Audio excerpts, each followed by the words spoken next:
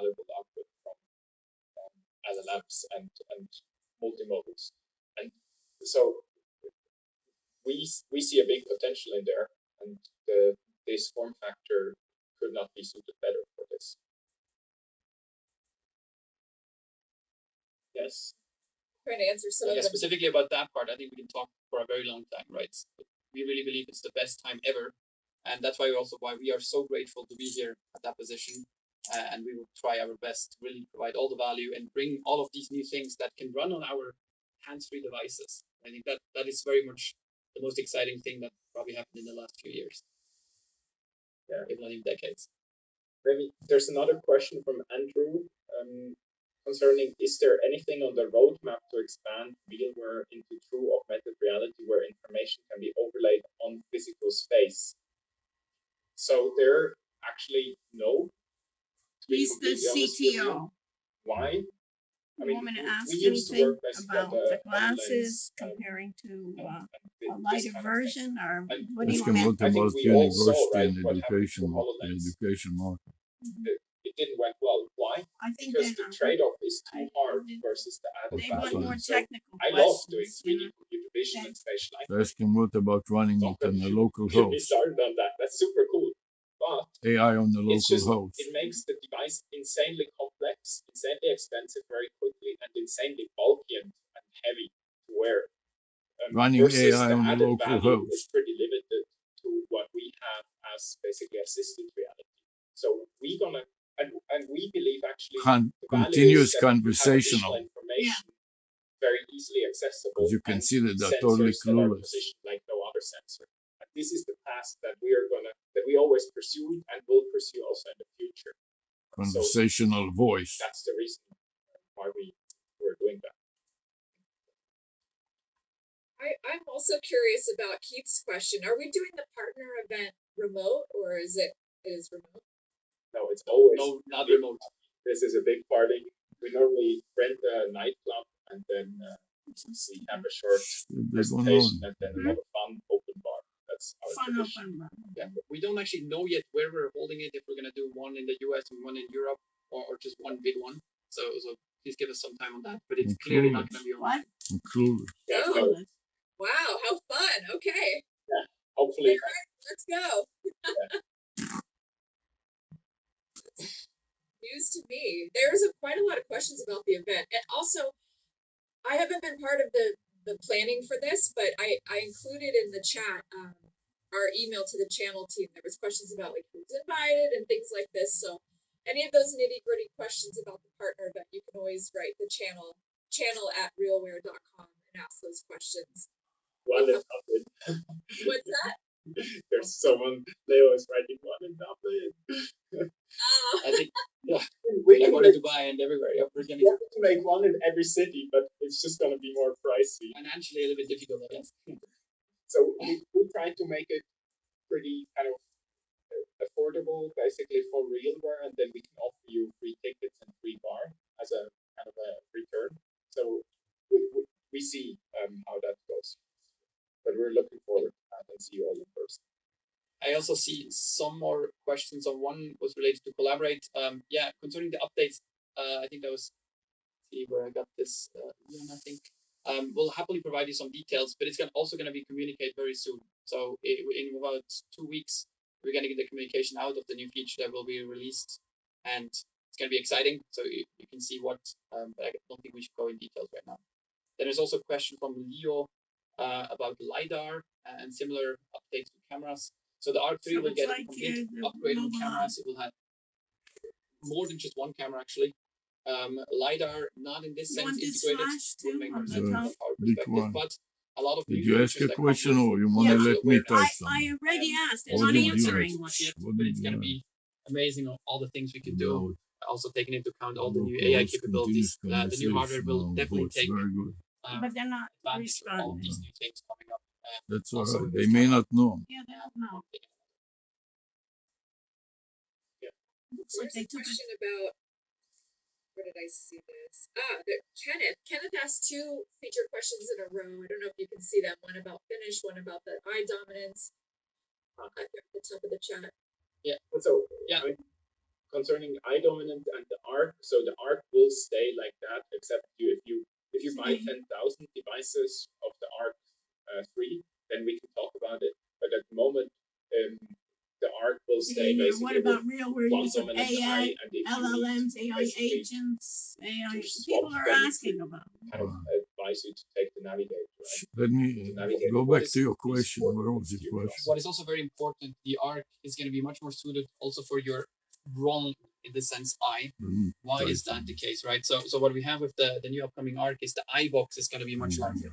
For all the tech geeks out here, that basically means if you're not perfectly aligned with the optical system, it's like off angle, you still see the whole image very well. And that means even if you have a little bit more dominant left eye, you can still see it very well on the ARC, whereas on the navigator it's a little bit harder, which is why it's swapped. You guys talk about Finnish, or did I miss that? Finnish language support. Well, actually, to be honest, I don't know about that. Right. So Finnish language support is not in where I have integrated as of right now. We're looking onto that. It's a little bit more difficult given the licensing agreements that play behind that. Can't go into too many details. But we're having a new path on how to add new languages. With that, it's a little bit too early to tell you when we have that added. But it's not only Finnish; it's also additional other language that we look into that should come all together at once. Okay.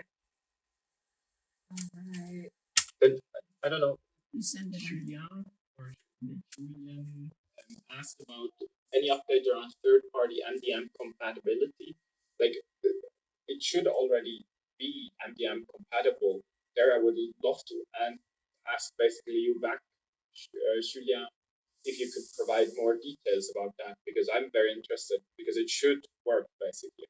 So maybe shoot me a message or connect about the camera being in the let middle. me know about more details, what you're looking for, because it should already work. If not, let's talk. Then I get a quick address from Valerie. You asked about if the ARC3 was already shared with others beforehand. So currently, no, ARC3 was not shared. It's pretty much confidential on the inside for still at RealWare. And we will do so with everyone at the same time. No one will get early access. I mean, you partners will get access before customers, of course, but all at the same time. Obviously, our engineers beforehand, but no partner will get it before anyone else. And then the second one was also, sorry, Kristen, on the form factor. So yeah, you're exactly right. The form factor, as David asked, it's hard to get a use case that is really all day use, even though our devices are used already all day. The easier it becomes, let's say, the lighter they become, the easier it will be. And so all of our future updates to new devices and also new upcoming devices that we shared on the roadmap before will be more compact, excitingly more compact, and way more, say, friendly when it comes to long wear use cases. I think that's a very important point, given the technology advance that we also made here at RealWare. We can definitely bring that to you guys as well. We've gotten a repetitive question from someone in the chat, so I don't want them to think that we're dismissing this question about further still movement in the company in like India and China. Are we planning on keep reorging as of right now? Like, and I know you can't answer for forever, but as of in this very moment, is China and India going to see more movement, or how's it going in those two regions? I answered already. So the answer is no, and not just for next month. Like no, for as far as we can see, right. No reorg is needed. We have a great team in India and China that does exactly what we needed to do. Amazing contacts to all the R&D centers, everything we need technology-wise. Our testing team in India does an amazing job, also together with our engineers here in Switzerland and Romania and all around the world. So there's no planned restructuring anywhere for these regions. Hopefully that answered the question, Yavor. Let us know if you have any more questions about that. Yeah. Then someone asked if it's recorded. Yes, I think it is. Yes, it is. And we are planning to kind of share that with you afterwards.